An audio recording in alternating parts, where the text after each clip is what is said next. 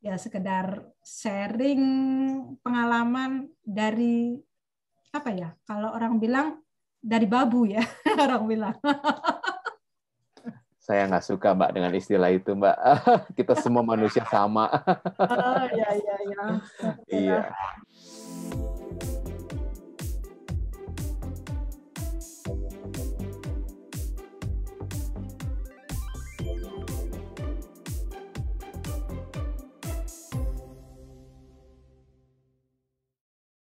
Halo guys, ketemu lagi nih dengan gue Darwin Indo di Toronto, dan dalam video kali ini spesial banget ya karena gue kedatangan narasumber yang menurut gue inspiratif banget ya. Mau tahu nggak ceritanya?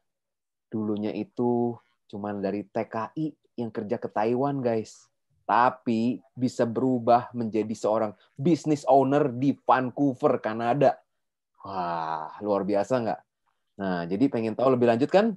Nah, tapi sebelum itu jangan lupa untuk subscribe, like, and comment dalam video ini, dan bantu untuk sebarkan video ini ya guys ya, karena video ini inspiratif dan juga bisa membantu untuk menyemangati teman-teman kita yang lagi mau berangkat ke Kanada.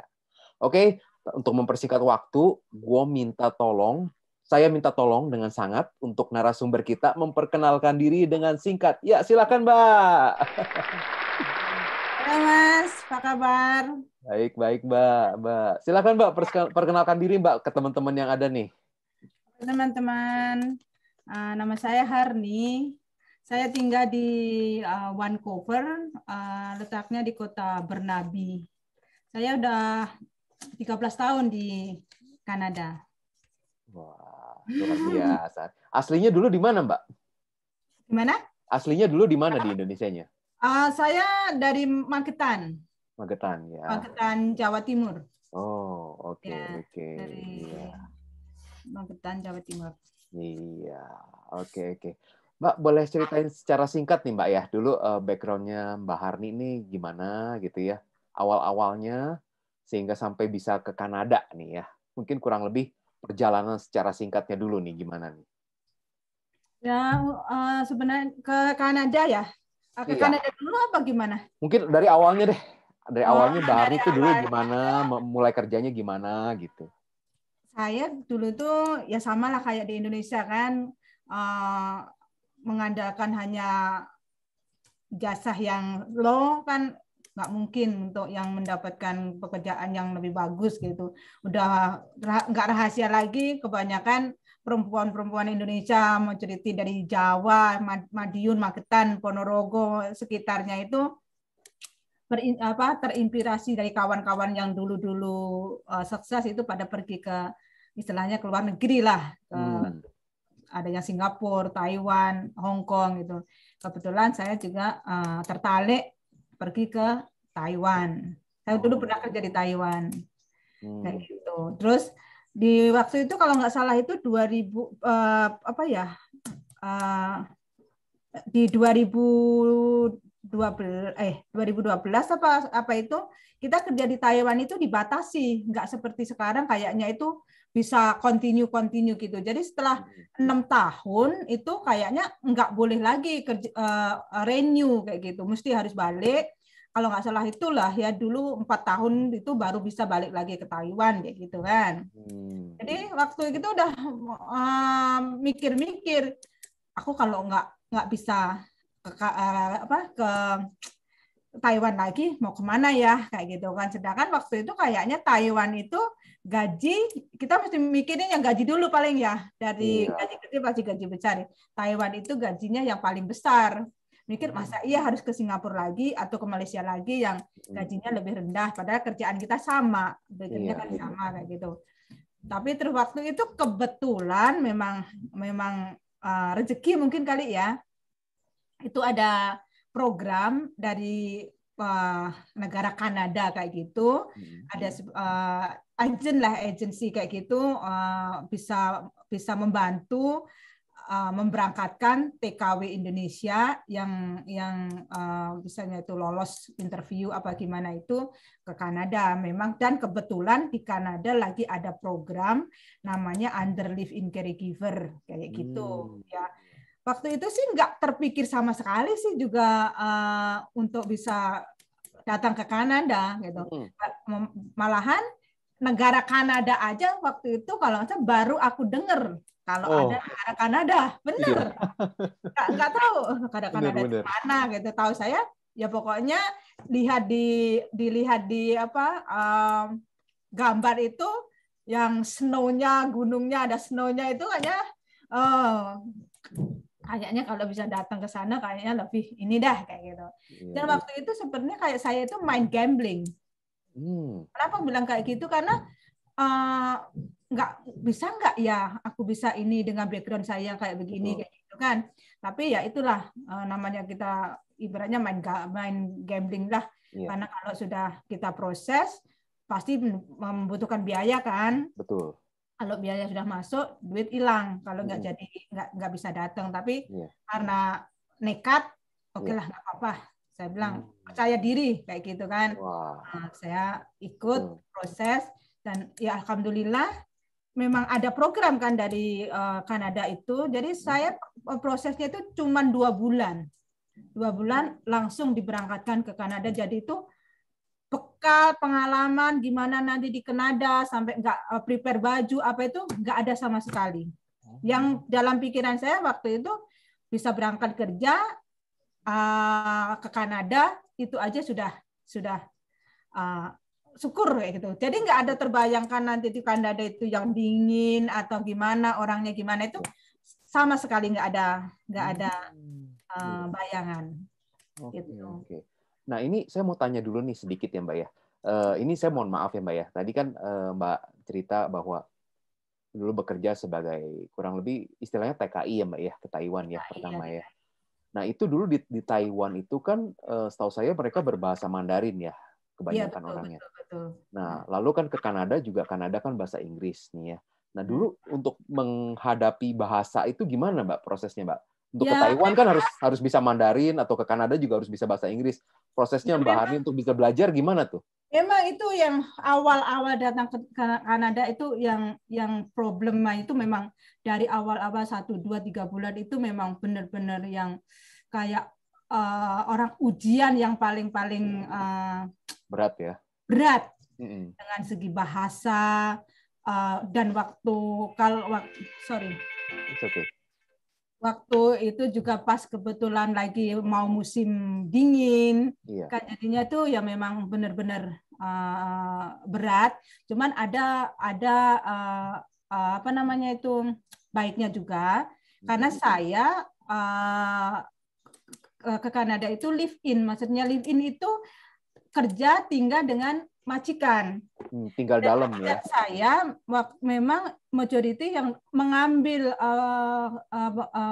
ibaratnya kayak neni itu majority orang Cina. Jadi yang tidak bermasalah lah, kita bisa berkomunikasi dalam keluarga itu berbahasa Mandarin. Kayak gitu. Jadi itu yang menunjang bisa kita betah, kita ini karena bisa ini sambil belajar untuk melirik kehidupan di luar gitu. Pas banget ya karena di Taiwan Mandarin. Ya. Terus waktu di Vancouver juga dapatnya orang China juga pakai bahasa Mandarin juga ya. Dan itu sambil belajar, sambil melirik kehidupan, sebenarnya kehidupan di Kanada itu bagaimana lah kayak itu, tapi tetap bisa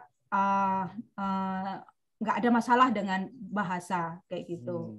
Tapi ya beratnya ya banyak juga, karena waktu saya datang itu juga nggak ada persiapan yang namanya baju tebal atau jaket apa kayak gitu tuh nggak ada. Jadi benar-benar adaptasinya itu luar biasa. Maksudnya itu nggak bisa bayangin gitu.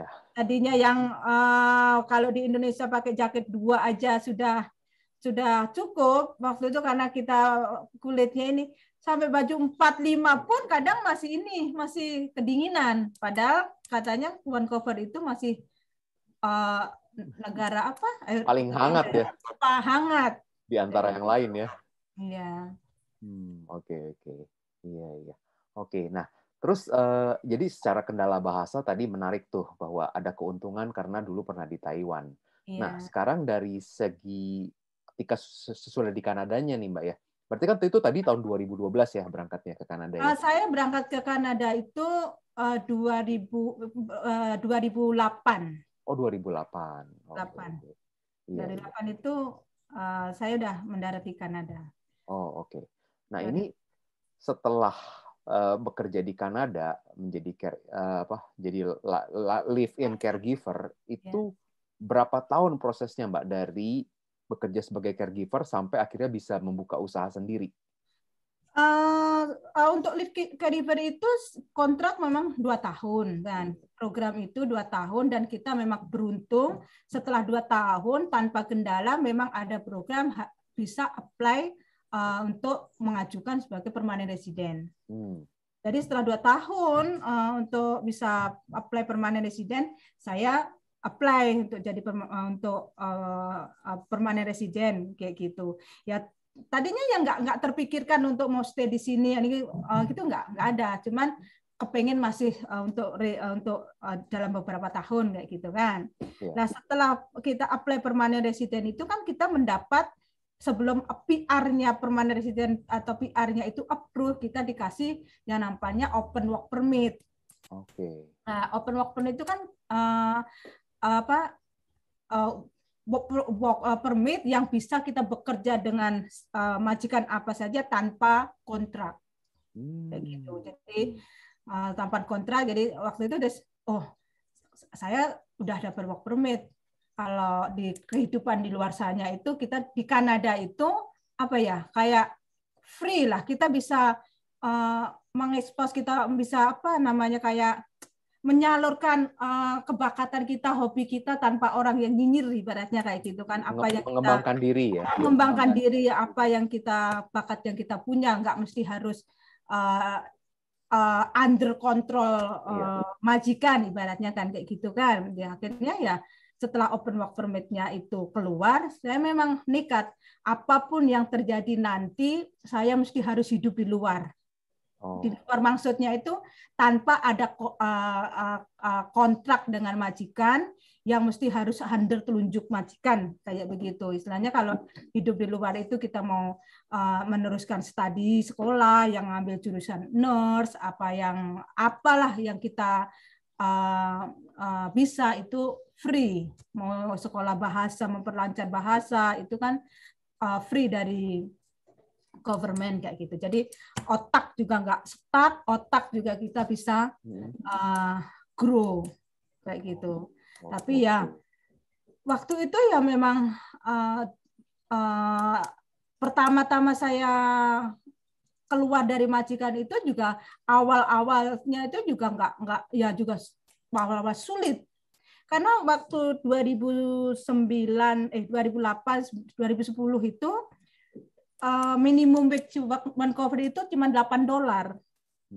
Dan waktu itu pun kita karena masih baru program, takut untuk kayak menyisihkan waktu part-time apa itu kita takut. Kita masih benar-benar pure, masih menuruti rule-nya Kanada kayak gitu. Kita takut dengan rule-nya Kanada kayak gitu. Jadi setelah kita waktu di tempat majikan kita nggak ada save money yang mesti harus nanti kalau aku hidup di luar apa gitu, nggak ada. Jadi kita nekat aja, pokoknya aku harus hidup di luar, bisa otak kita gitu bisa berkembang kayak gitu. Jadi sampai saya itu juga pernah diusir dari tempat kontrakan karena nggak bisa bayar kontrakan. Pernah saya alamin kayak gitu. Masalahnya kenapa? Pertama-tama itu kerja kita nggak punya skill seperti kalau kita mau melamar di Subway, apa di Burger King itu kan kita mesti harus punya pengalaman kan, pengalaman pernah kerja di mana, pengalaman gitu. Sedangkan pengalaman kita neni itu kan sama kayak jaga anak, bersih-bersih rumah, cuci baju itu background kita, skill kita yang kita punya untuk bisa apply kerjaan kayak gitu kan. Mereka kalau yang itu ya untuk skill neni bersih-bersih rumah mana bisa kerja di Subway apa gitu. Jadi mungkin kamu ngambil yang kayak gitu mereka pilih-pilih kan. Tapi alhamdulillah waktu itu juga ada kerja Subway yang menerima saya yang untuk cleaning. Nah, cleaning karena waktu itu ya terima aja daripada saya nggak kerja, hitung-hitung untuk save biar bisa bayar rumah. Sampai pernah saya juga berhari-hari itu nggak makan, nggak beli makan. Karena gaji kita cuma part time 4 jam, 3 jam gitu. Tapi syukur alhamdulillahnya di Subway itu kita ada jatah makan roti. Ya itu yang buat saya makan. Karena kalau kita mikir nanti, oh saya mau masak ini, mau makan ini, takut nggak bisa save money, takut nggak bisa bayar rumah maksudnya share. Kita pun juga nggak bisa surviving untuk bayar apartemen kita saya bisanya itu sharing room aja, jadi sharing kamar mandi, sharing kitchen dengan orang lain. Dan sampai pun saya kerjanya nggak dikasih yang siang, selalunya malam karena cleaning yang last closing istilahnya kayak begitu.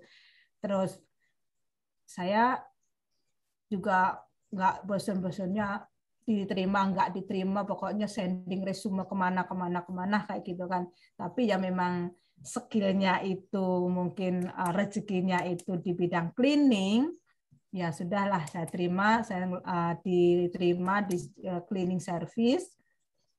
Ya saya terimalah, mungkin memang rezeki saya untuk bersih-bersih, saya tekunin sampai saya mendapatkan full job, full time di cleaning ini. Terus selama 2 tahun saya bekerja di cleaning, saya itu kerja pay by hour.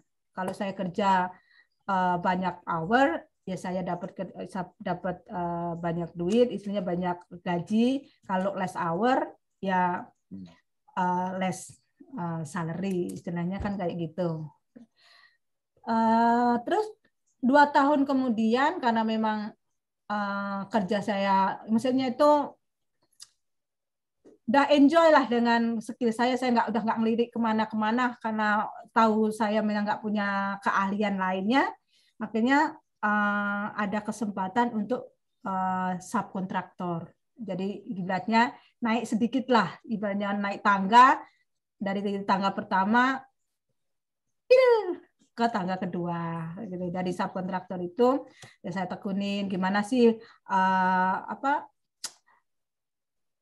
untuk minutes lapangan itu, kerja di lapangan itu gimana, minutes ke klien itu gimana. Jadi sambil belajar lah untuk di bidang subkontraktor itu, kesempatan saya untuk belajar untuk meningkatkan keenjoyan saya untuk bekerja di cleaning ini. Dari subkontraktor itu pelan-pelan saya bisa handle 1 tim, 2 tim, sampai 4 tim dalam jangka 3 tahun. Terus 2 tahun, 3 tahun di 2018, Agustus 2018, saya beranikan untuk oke lah kayaknya saya berani. Saya ibaratnya mau naik tangga yang lebih tinggi lagi lah kayak gitu kan. Saya beli open company sendiri dan beli franchise dengan yang company yang saya kerja ini, namanya Life Meet Easy Cleaning Service. Dari situlah saya bisa punya own company, bisa manage pekerjaan sendiri, dan alhamdulillah bisa, yang dulu tadinya saya yang didatangkan orang ke Kanada, saya bisa mendatangkan, dikasih kesempatan, kasih di tangan saya untuk bisa mendatangkan orang dari luar, tapi ya terbatas. Terbatasnya kenapa? Karena semua bisnis di Kanada itu under control government. Under control government itu step demi step itu government itu selalu memantau perkembangannya bagaimana, minta subsidi gimana, itu government. Jadi kita nggak bisa seenaknya mendatangkan biarpun bisa mendatangkan pekerja dari luar juga nggak seenak kita untuk kamu datang dan itu enggak. Prosedurnya itu step demi step itu ada kayak gitu. Oke. Wow, menarik nih. Saya salut juga nih Mbak ya. Maksudnya gini Mbak, saya mau nanya dulu nih ya, resep dari Mbak Harni dulu nih ya. Karena kan gini, maaf ya Mbak ya, Mbak Harni kan tadi cerita mungkin secara edukasi dulu di Indonesia itu bukan yang beredukasi tinggi gitu ya.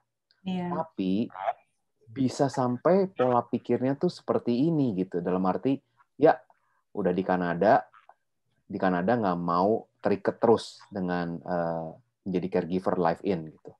Pengen kerja di luar. Dan setelah kerja di luar, ada kemauan lagi untuk bisa buka bisnis sendiri.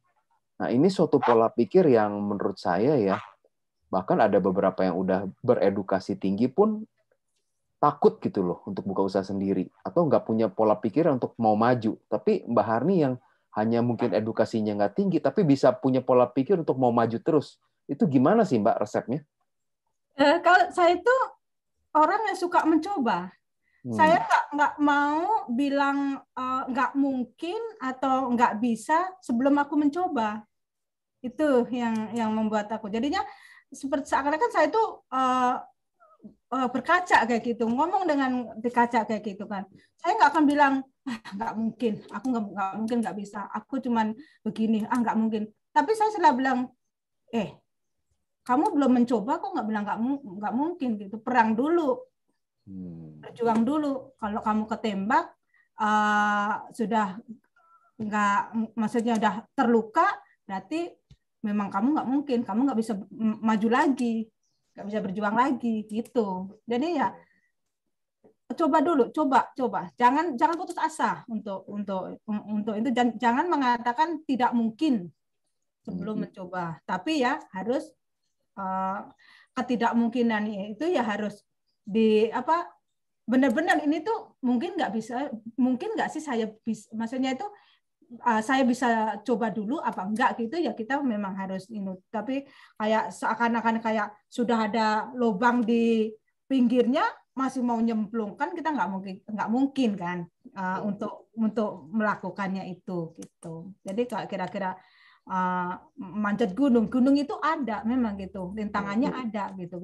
Jangan bilang jauh, nggak mau nanti capek, nah gitu, seperti hiking kayak gitu kan, kita nggak tahu di depannya gitu, aku mau itu, padahal di hiking itu juga banyak liku-likunya, jurang-jurangnya kayak gitu. Tapi kalau sudah niat mau hiking, ya udah aku mau hiking, mau jalan kayak gitu. Nanti kalau memang di situ memang terputus ada ini, aku memang nggak bisa melewati, ya udah, itulah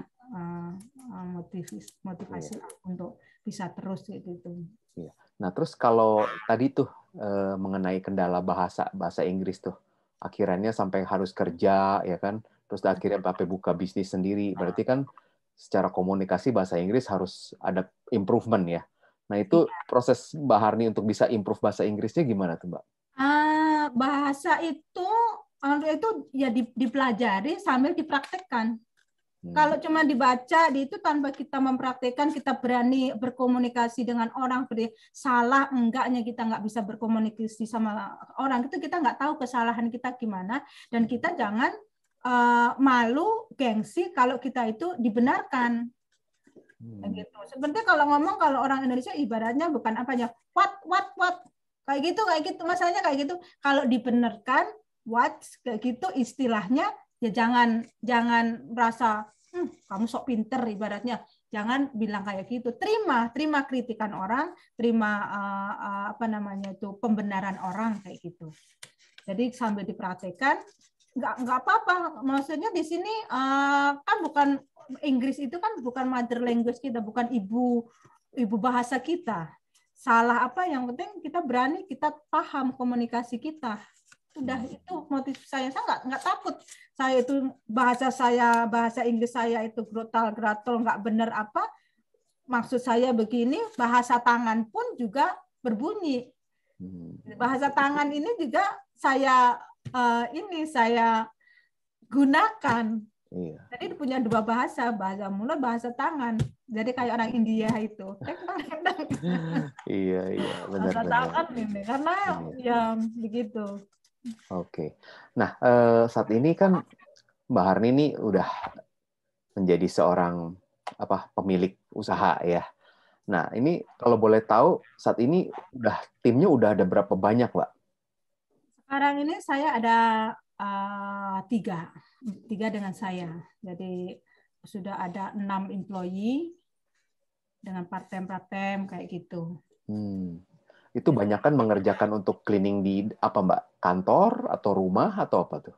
Kita sebenarnya permit saya itu di resident cleaning 2 tahun, tapi alhamdulillah sekarang sudah kita apply udah bisa approve untuk officer kayak gitu. Kita bisa bersihin untuk apa namanya office yang pokoknya ya office kayak gitu, maintenance building kayak gitu.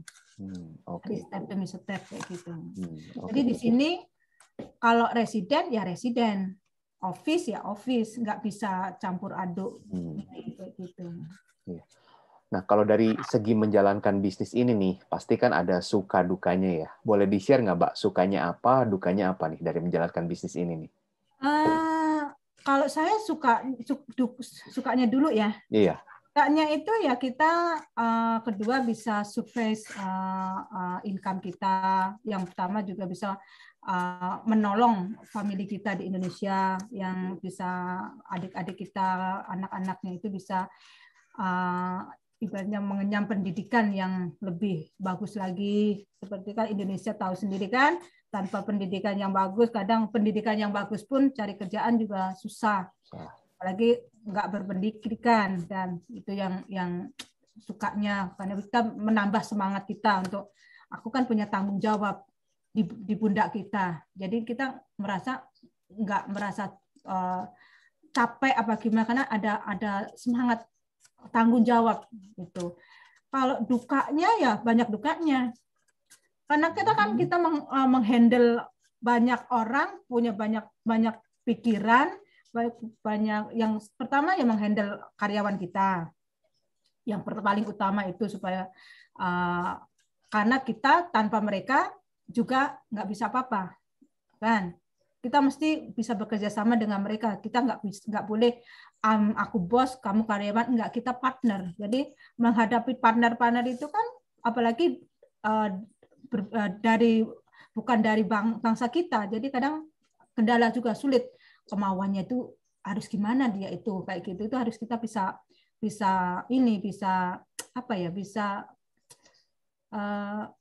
mengimbangi kayak gitu loh. Dengan itu yang agak ada kesulitan juga bagi aku kalau ada karyawan yang baru, istilahnya dari Poland, dari Czech Republic, atau pokoknya dari Europe kayak gitu tuh, kendalanya yaitu ya karena mereka, kalau kita selalunya orang Indonesia itu menurut ya, oke. Iya. Tapi dia itu bisa malah menyolot ke atas kayak gitu. Jadinya yang harusnya kamu jangan begini gitu, dia bisa kadang malah menggurui kita. Gitu yang harus itu punya kesabaran harus itu. Yang kedua ya mereka kan kita sending ke klien-klien kan, ke orang rumah gitu.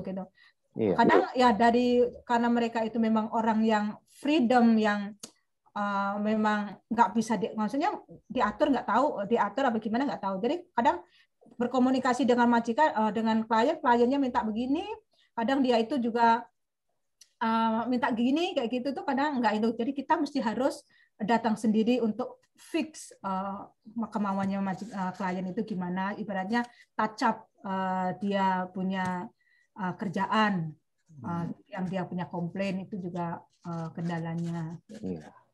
Oke, menarik ya. Ternyata ada suka, ada dukanya juga pasti ya, Mbak ya.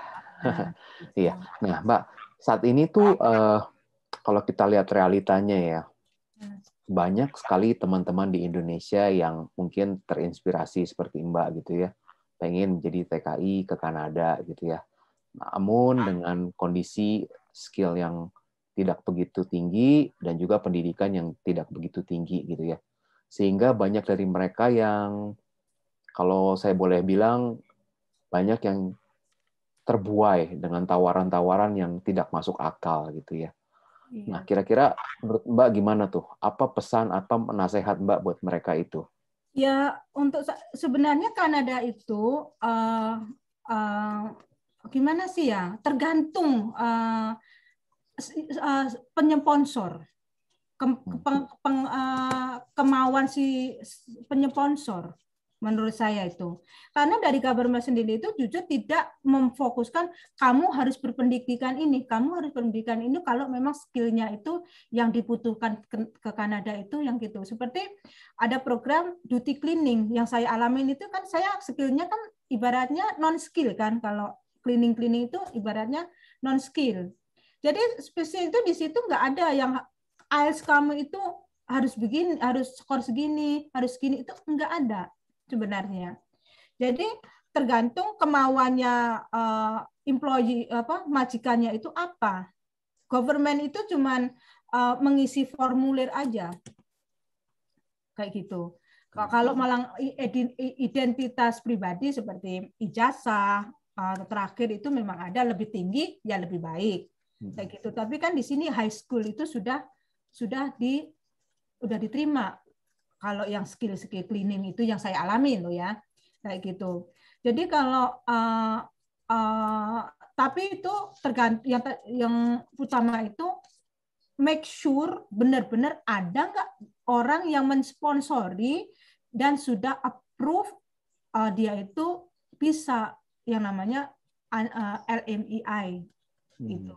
Jadi jangan memuluk-muluk saya sudah disponsorin ini itu tanpa kita punya file number LMEI.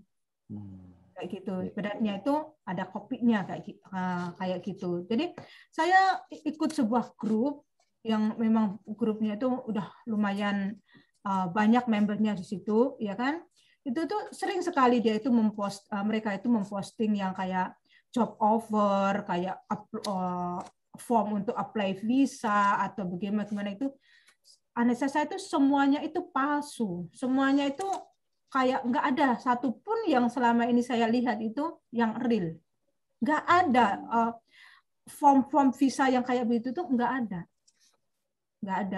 Kita ngeformnya itu sudah memang dari komputer, nggak ada yang beratnya itu semuanya itu udah dari apa namanya IRCC ya. Semuanya itu dari situ. Jadi kalau yang ada blanko amplop yang harus diisi di sini, apalagi sudah di situ tertera gajinya begini-begini itu udahlah, jangan dipercaya. Itu tuh scammer ya. Scammer. Karena untuk mendapatkan LMEI itu pun juga nggak mudah. Kayak gitu loh.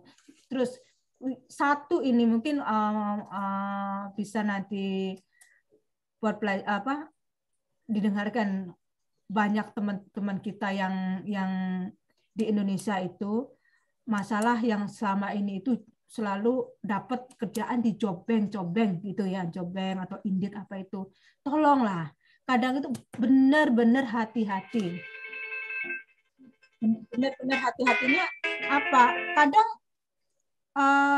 job bank itu formalitas. Saya berani ngomong kayak gini formalitas apa?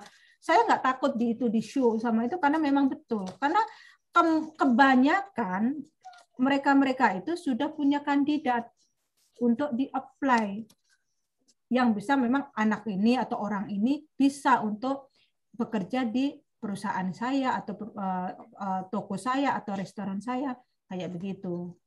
Jadi saya share itu saya alamin itu mesti saya harus posting di job bank itu at least 3 bulan. 3 bulan itu harus. Jadi begitu diposting di job bank itu yang akses job bank itu nggak cuma orang Indonesia atau orang itu, semua bisa akses. Jadi begitu di approve dari job bank, kita posting di situ, email yang masuk itu dalam 1-2 jam itu twing twing twing twing, nggak bisa terhitung. Dan kadang mungkin nggak ada kesempatan untuk membaca satu-satu itu karena kita nggak perlu langsung di delete all. Sometimes itu saya juga ada email masuk itu yang dari kawan Indonesia, kadang juga saya minta maaf, dari lewat sini itu saya minta maaf kalau nggak terbaca, karena nggak mungkin kita membaca yang sambil kita bekerja itu ratusan email yang masuk untuk hanya membaca ini tuh apa namanya lamaran kerja itu resume itu nggak mungkin. Jadi kadang ada yang inbox itu nggak tolong baca ini tuh. Maaf sekali, mungkin terselip juga, nggak kebaca kan. Yang masuk itu tuh email yang masuk itu, apalagi kalau yang di situ provide LMII itu tuh dari mana-mana, nggak cuma dari Indonesia aja, banyak. Bahkan dalam 1 minggu itu bisa ribuan email yang masuk. Iya. Itu. Jadi ya kadang 2 hari, 3 hari kita nggak buka karena nggak ada kesempatan yang begitu masuk. Wow. Iya. Amazing. Benar-benar. Kayak Nah gitu. ini Mbak Harni ini tadi cerita mengenai LMIA, tentang tergantung sponsornya. Ini bukan hanya sekedar cerita ya Mbak ya, tapi Mbak Harni sendiri kan memang sudah mempunyai cerita nyatanya, dalam arti Mbak Harni pernah mensponsorin orang dari Indonesia ya Mbak ya? Pernah, saya mensponsorin orang dari Indonesia juga, orang dari India juga kayak gitu. Tapi ya itu prosesnya memang nggak mudah. Betul. Dan satu lagi buat teman-teman itu, kalau di apa namanya diiming-imingin job gini dan langsung untuk starting proses segini dolar ibarat segini gitu, itu sudah jangan. Karena apa?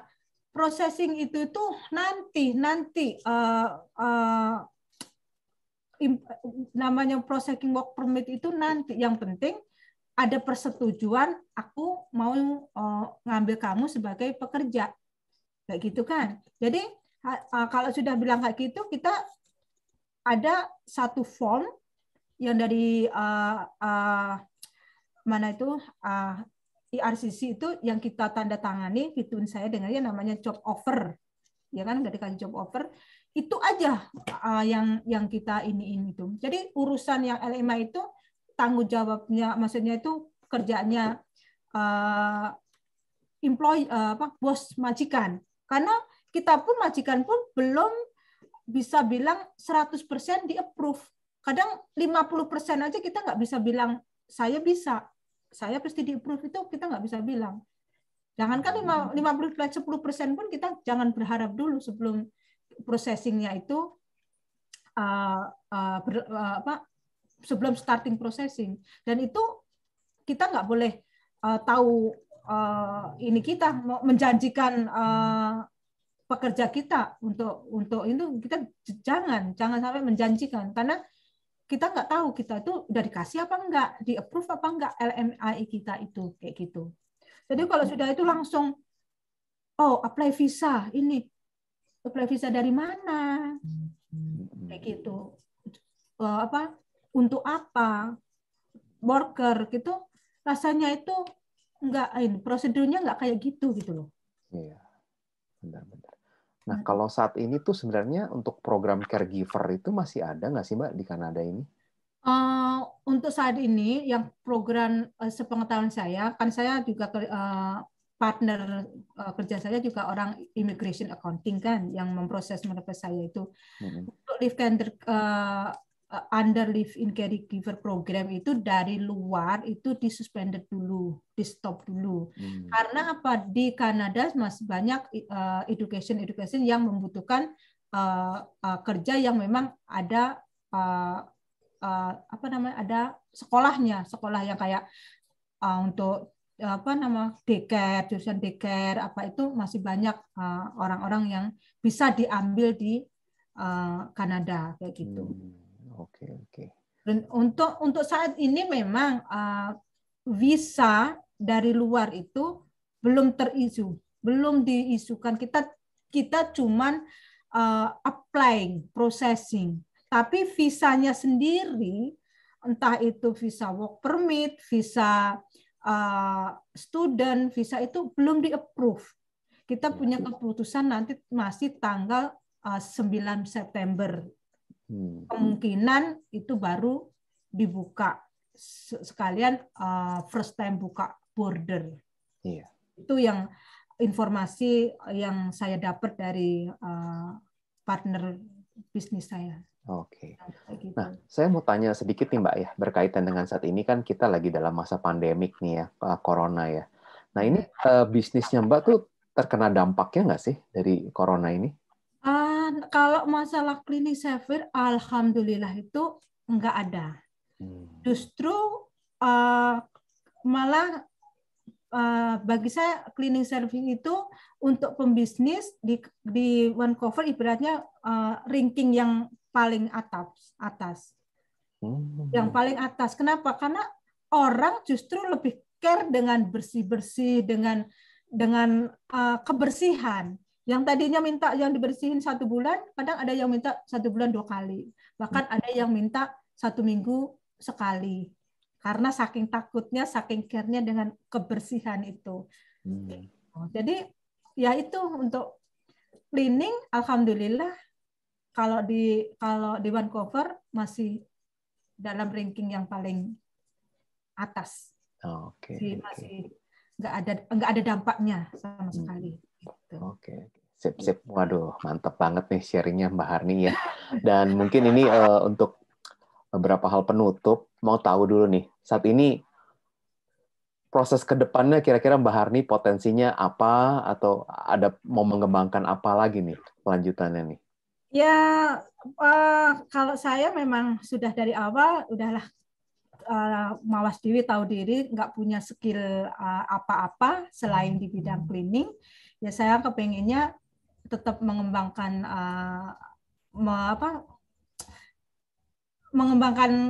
cleaning ini untuk banyak tim, banyak orang yang bisa kerja, karena saya pun juga punya prinsip, maksudnya ada Inet, kadang itu Allah itu menitipkan rezekinya orang lewat tangan kita. Jadi saya kepengen yang oke, banyak-banyak klien, banyak-banyak tim, karena mungkin ini rezekinya mereka lewat saya. Mungkin juga saya bisa lebih mendatangkan tenaga kawan-kawan kita yang dari Indonesia yang kepengen ke Kanada. Mungkin someday bisa dari government itu dikasih banyak-banyak di-approve LMI kita kan nggak tahu. Karena untuk saat ini memang saya baru dikasih 2 dari government. Jadi sudah selesai, masa kontraknya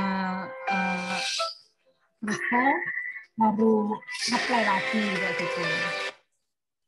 Jadi kira-kira sebelum kita nge-apply work permit 1 itu, kita apply-nya untuk 2 tahun. Karena kalau udah 2 tahun, biasanya dia bisa langsung di situ langsung bisa apply untuk PR.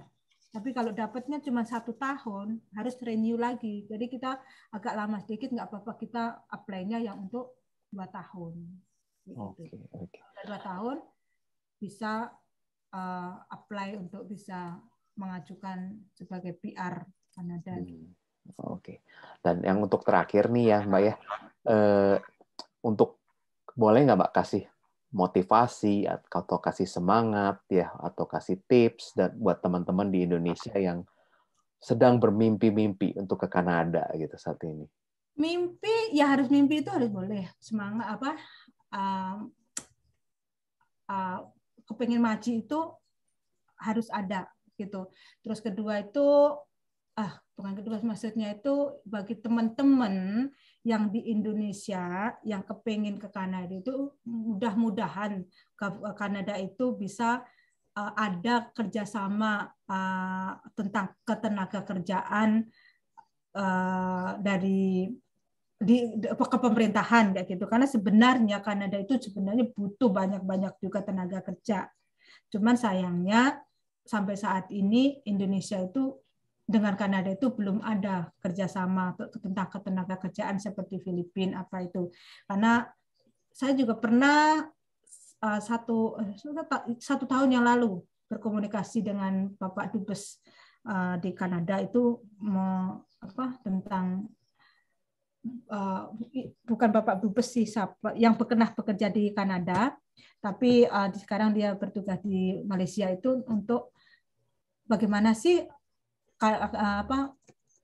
untuk Indonesia itu bisa mendatangkan ketenaga kerja ke Kanada itu tanpa berbelit-belit nggak gitu kan itu, tapi ya maaf nggak ada respon yang itu.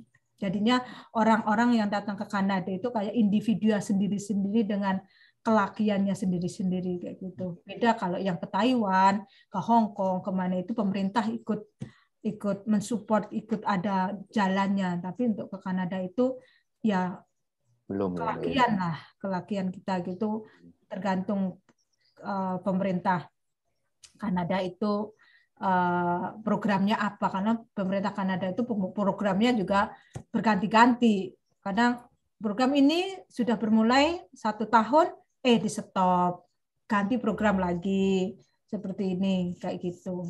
Yeah. Itu berubah-ubah ya, mudah-mudahan ya kedepannya itu lebih banyak, karena dimanapun bumi itu bumi kita, bumi Allah. Jadi sebenarnya bukan buminya orang Kanada, bumi kita. Sebenarnya semuanya berhak, kemana-mana itu sebenarnya berhak, cuman ya kita ada yang mengatur di dunianya ini, jadi kita ikutin rule-nya kayak gitu. Oke, amin. Ya, ya ini makasih banyak nih waktunya ya Mbak Harni ya. Ya sekedar sharing pengalaman dari apa ya, kalau orang bilang dari babu ya orang bilang. Saya nggak suka Mbak dengan istilah itu Mbak. Kita semua manusia sama. Iya. Iya.